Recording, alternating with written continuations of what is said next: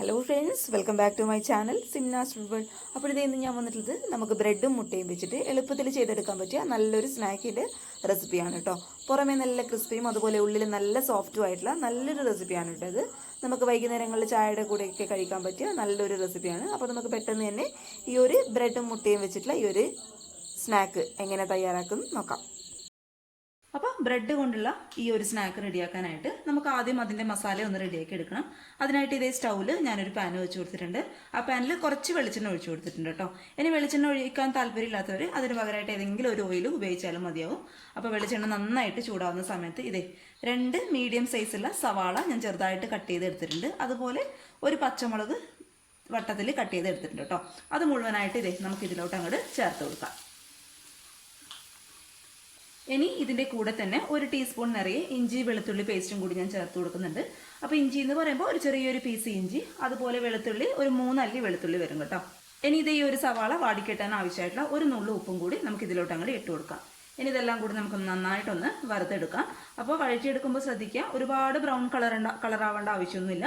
Just നമ്മൾ ഇട്ട് കൊടുത്ത ആ ഒരു സവാളയുടെയും അതുപോലെ ഇഞ്ചി വെളുത്തുള്ളിയുടെ ആ ഒരു പച്ച സ്മെല്ലൊക്കെ ഒന്ന് മാറുന്നവരെ നന്നായിട്ട് ഒരു മീഡിയം ഫ്ലെയിമിലിട്ടൊന്ന് വഴറ്റിയെടുക്കുക.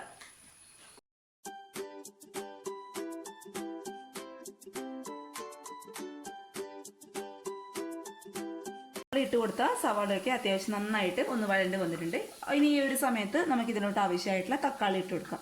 അപ്പോൾ ഇതേ ഒരു മീഡിയം സൈസുള്ള തക്കാളി ചെറുതായിട്ട് കട്ട് ചെയ്തതും കൂടി ഞാൻ ഇതിലോട്ട് അങ്ങോട്ട് ചേർത്ത് കൊടുക്കാം കേട്ടോ. ഇനി ഇതേ ഒരു തക്കാളി നന്നായിട്ട് അടച്ചു വെച്ച് ഒരു മീഡിയം ഫ്ലെയിമിലിട്ടൊന്ന് വേവിച്ചെടുക്കാം. അപ്പോൾ ഇത് നമ്മൾ ഇട്ട് കൊടുത്ത തക്കാളി ഒരു പകുതി വേവാവുന്ന സമയത്ത് ഇനി നമുക്ക് ഈ ഒരു മസാലയ്ക്ക് ആവശ്യമായിട്ടുള്ള പൊടികൾ ഇട്ട് കൊടുക്കാം. അപ്പോൾ അതിനായിട്ട് ഇതേ ഒരു 1/4 ടീസ്പൂണോളം മഞ്ഞൾപ്പൊടി ഞാൻ ഇട്ട് കൊടുക്കുകയാണ്. അതേപോലെ ഒരു 1/4 ടീസ്പൂണോളം നല്ല എരിവുള്ള മുളക് പൊടി ഇട്ട് കൊടുക്കുക. പിന്നെ ഇത് ഒരു 1/4 ടീസ്പൂണോളം കുരുമുളക് പൊടിച്ചതും കൂടി നമുക്ക് ഇതിലോട്ട് അങ്ങോട്ട് ചേർത്ത് കൊടുക്കാം. പിന്നെ നമ്മൾ ഇതിലോട്ട് മെയിനായിട്ട് ചേർത്ത് കൊടുക്കുന്നത് ഒരു 1.5 ടീസ്പൂണോളം ചിക്കൻ മസാലയാണ് കേട്ടോ. അപ്പോൾ ഇത് കറക്റ്റ് 1.5 ടീസ്പൂൺ നിറയെ ചിക്കൻ മസാല കൂടി നമുക്ക് ഇതിലോട്ട് അങ്ങോട്ട് ചേർത്ത് കൊടുക്കാം. ഇതിലോട്ട് ഒരു 1/4 ടീസ്പൂണോളം ഗരം മസാലയും കൂടി ഞാൻ ചേർത്ത് കൊടുക്കുന്നുണ്ട്. ഇതെല്ലാം കൂടി ആ ഒരു പൊടികളുടെ പച്ച സ്മെല്ല് മാറുന്നവരെ ഒരു മീഡിയം ഫ്ലെയിമിലിട്ടിട്ട് നന്നായിട്ട് അങ്ങോട്ട് വഴറ്റി കൊടുക്കാം. നന്നായിട്ട് ആ ഒരു പൊടികളുടെ പച്ച സ്മെല്ല് മാറണം കേട്ടോ. എങ്കിലും നമ്മളുടെ ഈ ഒരു ബ്രെഡിൻ്റെ സ്നാക്കിന് നല്ലൊരു ടേസ്റ്റ് ഉണ്ടാവും. അപ്പോൾ നന്നായിട്ട് ഇതങ്ങോട്ട് വഴറ്റി കൊടുക്കാം.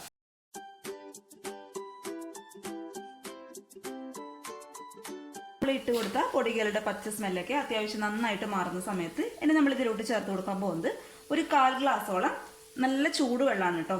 ഒരിക്കലും ഈ ഒരു സമയത്ത് തണുത്ത വെള്ളം ഇതിലോട്ട് ചേർത്ത് കൊടുക്കാനായിട്ട് പാടില്ല. നല്ല ചൂടുള്ള വെള്ളം വേണം നമ്മൾ ഇതിലോട്ട് ഒഴിച്ചു കൊടുക്കാനായിട്ട്. അപ്പോൾ ഇതെന്തിനാണ് നമ്മൾ ചെയ്യുന്നത് വെച്ചാൽ നമ്മൾ ഇട്ട് കൊടുത്ത തക്കാളി അതുപോലെ ഉള്ളിയൊക്കെ നന്നായിട്ട് സോഫ്റ്റ് ആയിട്ട് വരാൻ വേണ്ടിയിട്ടാണ് ഒരു 1/4 ഗ്ലാസോളം വെള്ളം നമ്മൾ ഇതിലോട്ട് അങ്ങോട്ട് ഒഴിച്ചു കൊടുക്കുന്നത്. ഇനി നമുക്കിത് അടച്ച് വെച്ചിട്ട് നന്നായിട്ട് ഒന്നുകൂടി ഒന്ന് വേവിച്ചെടുക്കാം. നമ്മൾ ഇട്ട് കൊടുത്ത വെള്ളമൊക്കെ നന്നായിട്ട് വറ്റി ആ ഒരു മസാല നന്നായിട്ട് ഒരു പേസ്റ്റ് പരുവത്തിലായിട്ടുണ്ട്. ഇനി നമുക്ക് ഈ ഒരു മസാലക്ക് ആവശ്യമായിട്ടുള്ള ഒരു നുള്ളു ഉപ്പും കൂടി ഞാൻ ഈ ഒരു സമയത്ത് അങ്ങോട്ട് ചേർത്ത് കൊടുക്കുകയാണ്. ഇനി ഇതിലോട്ട് അവസാനമായിട്ട് 3 കോഴിമുട്ട നന്നായിട്ട് പുഴുങ്ങിയെടുത്ത് അത് ചെറുതായിട്ട് ഞാൻ കട്ട് ചെയ്ത് എടുത്തിട്ടുണ്ട്. അപ്പോൾ ഇതാണ് നമ്മൾ ബ്രെഡിൻ്റെ ഉള്ളിൽ ഫില്ലിങ്സ് ആയിട്ട് വെച്ച് കൊടുക്കുന്നത് കേട്ടോ. അപ്പോൾ ചെറുതായിട്ട് കട്ട് ചെയ്ത 3 കോഴിമുട്ട ഇത് നമുക്ക് ഇതിലോട്ട് അങ്ങോട്ട് ചേർത്ത് കൊടുക്കാം. ഇനി ഇത് മിക്സ് ചെയ്യുമ്പോൾ ശ്രദ്ധിക്കുക, ആ ഒരു മുട്ട എന്ന് പറയുന്നത് ഒരുപാട് അങ്ങോട്ട് ഉടഞ്ഞു പോകാനായിട്ട് പാടില്ല. ഇതേ പതുക്കെ ഈ ഒരു രീതിയിൽ ഒന്ന് മിക്സ് ചെയ്ത് കൊടുക്കുക കേട്ടോ. അല്ലാന്നുണ്ടെങ്കിൽ ആ മഞ്ഞയൊക്കെ ഉടഞ്ഞിട്ട് ആകെ മൊത്തം ഒരു വല്ലാത്തൊരു ടേസ്റ്റ് വരും നമ്മുടെ മസാലയ്ക്ക്. അതുകൊണ്ട് ഈ ഒരു രീതിയിൽ പതുക്കെ അങ്ങോട്ട് മിക്സ് ചെയ്ത് കൊടുക്കുക.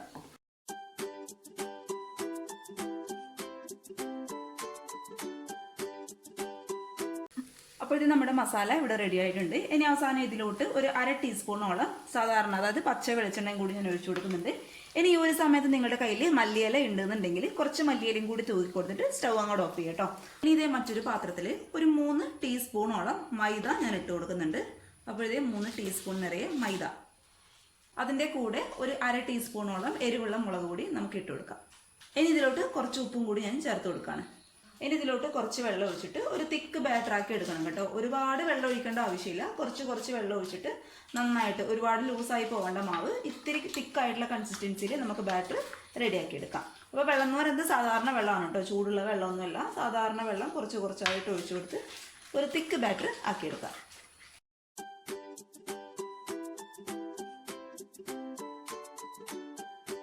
ഇതേ നമുക്ക് ഈ ഒരു റെസിപ്പിക്ക് ആവശ്യമായിട്ടുള്ള 7 സ്ലൈസ് ബ്രെഡ് ഞാൻ എടുത്തിട്ടുണ്ട്. ആദ്യം തന്നെ നമുക്ക് ഈ ഒരു ബ്രെഡിന്റെ ഈ ഒരു ബ്രൗൺ ഭാഗമൊക്കെ ഒന്ന് കട്ട് ചെയ്തിട്ട് മാറ്റിക്കളയാം കേട്ടോ.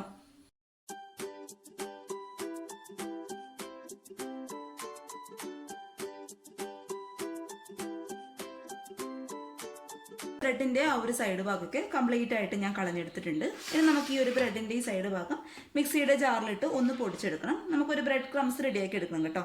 അതിന് വേണ്ടിയിട്ടാണ് ഇതേ ആ സൈഡ് ഭാഗം കംപ്ലീറ്റ് ആയിട്ട് ഒരു മിക്സിയുടെ ജാറിലിട്ട് എടുക്കാം. എന്നിട്ട് നമുക്ക് നന്നായിട്ട് ഇതൊന്ന് പൊടിച്ചെടുക്കാം. ഇനി നമ്മൾ നേരത്തെ എടുത്തു വെച്ച ഈ ഒരു 2 ബ്രെഡ് സ്ലൈസ് ഞാൻ എടുത്തു വെച്ചിട്ടുണ്ട്. ഇനി നമുക്കിത് നടുഭാഗത്ത് വെച്ചിട്ട് ഒന്ന് കട്ട് ചെയ്തെടുക്കണം. അപ്പോൾ നേരെ നടുഭാഗം നേരെ സെൻറ്ററിലായിട്ട് അങ്ങോട്ട് കട്ട് ചെയ്ത് കൊടുക്കുക കേട്ടോ. ഇനി നമ്മൾ ഇത് രണ്ടും സെപ്പറേറ്റ് ചെയ്യാനായിട്ട് പാടില്ല, എല്ലാം കൂടി മിക്സ് ആയി പോകാൻ പാടില്ല. ഇതിൻ്റെ പെയർ ചെയ്തതായിട്ട് തന്നെ വെക്കോട്ടെ, എങ്കിലും നമുക്ക് ഫില്ലിങ്സ് കറക്റ്റായിട്ട് റെഡിയാക്കി എടുക്കാനായിട്ട് പറ്റും. അതിന് വേണ്ടിയിട്ടാണ് എല്ലാം കൂടി അങ്ങോട്ട് മിക്സ് ചെയ്യാൻ പാടില്ല എന്ന് പറയുന്നത് കേട്ടോ. നേരെ പകുതിയായിട്ട് മുറിച്ചെടുക്കാനായിട്ട് ശ്രദ്ധിക്കുക.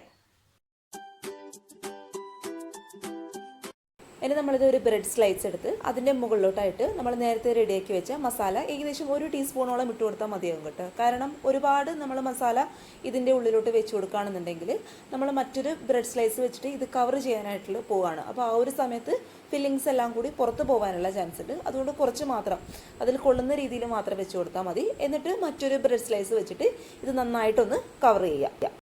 പിന്നെ നമ്മൾ നേരത്തെ റെഡിയാക്കി വെച്ച ആ ഒരു മൈദയുടെ മിക്സ് ഉണ്ടല്ലോ, അത് വെച്ചിട്ട് ഈ ഒരു ബ്രെഡ് സ്ലൈസ് കംപ്ലീറ്റ് ആയിട്ടൊന്ന് കവർ ചെയ്ത് കൊടുക്കുക. ഇനി നമ്മൾ നേരത്തെ റെഡിയാക്കി വെച്ച് ഈ ഒരു ബ്രെഡ് ക്രംസിൽ ഇട്ടിട്ട് ആ ഒരു ബ്രെഡ് നന്നായിട്ടൊന്ന് പൊതിഞ്ഞെടുക്കുക കേട്ടോ. നമ്മൾ മൈദയൊക്കെ ചേർത്ത് കൊടുത്തുകൊണ്ട് അത് പെട്ടെന്ന് അതങ്ങടെ കോട്ടായിട്ട് ഇരുന്നോളൂ.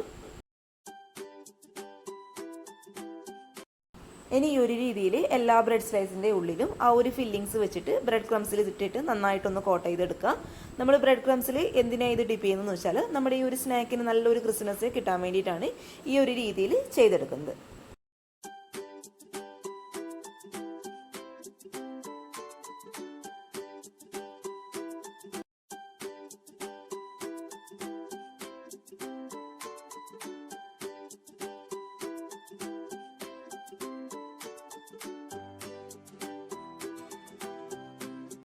ഇനി ഇത് നന്നായിട്ട് ചൂടായി കിടക്കുന്ന എണ്ണയിലോട്ടിട്ട് നമ്മൾ ഈ ഒരു ബ്രെഡ് ഒന്ന് ഫ്രൈ ചെയ്തെടുക്കാം. അപ്പോൾ ഫ്രൈ ചെയ്തെടുക്കുമ്പോൾ ശ്രദ്ധിക്കുക, ഒരുപാട് ഹൈ ഫ്ലെയിമിലിട്ടെന്ന് കഴിഞ്ഞാൽ നമ്മളിത് ബ്രെഡ് ക്രംസിൽ കോട്ട് ചെയ്തെടുത്തുകൊണ്ട് പെട്ടെന്ന് കരിഞ്ഞു പോകാനുള്ള ചാൻസ് ഉണ്ട്. അതുപോലെ ഒരുപാട് ലോ ഫ്ലെയിമിലിട്ടെന്ന് കഴിഞ്ഞാൽ ഈ ഒരു ബ്രെഡ് ആയതുകൊണ്ട് എണ്ണ നന്നായിട്ട് കുടിക്കാനുള്ള ചാൻസ് ഉണ്ട് കേട്ടോ. അതുകൊണ്ട് ഒരു മീഡിയം ഫ്ലെയിമിലിട്ടിട്ട് ഇത് പതുക്കെ 2 ഭാഗവും നന്നായിട്ട് അങ്ങോട്ട് ഫ്രൈ ചെയ്ത് എടുക്കുക.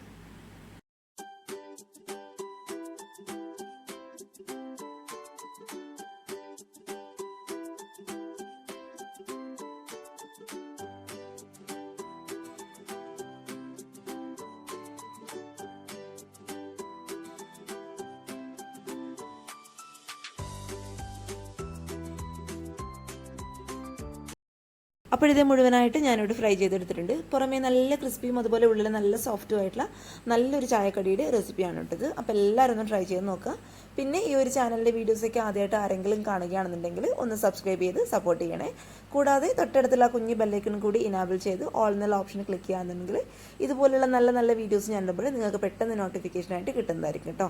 പിന്നെ ഈ ഒരു ചാനലിൻ്റെ വീഡിയോസ് കണ്ട് ഇഷ്ടപ്പെടുകയാണെങ്കിൽ ഈ ഒരു വീഡിയോ ലൈക്ക് ചെയ്യാതെ പോകരുത്. അപ്പോൾ നാളെ ഒരു നല്ല വീഡിയോ ആയിട്ട് കാണും വരെ thank you for watching Simna's food world. By.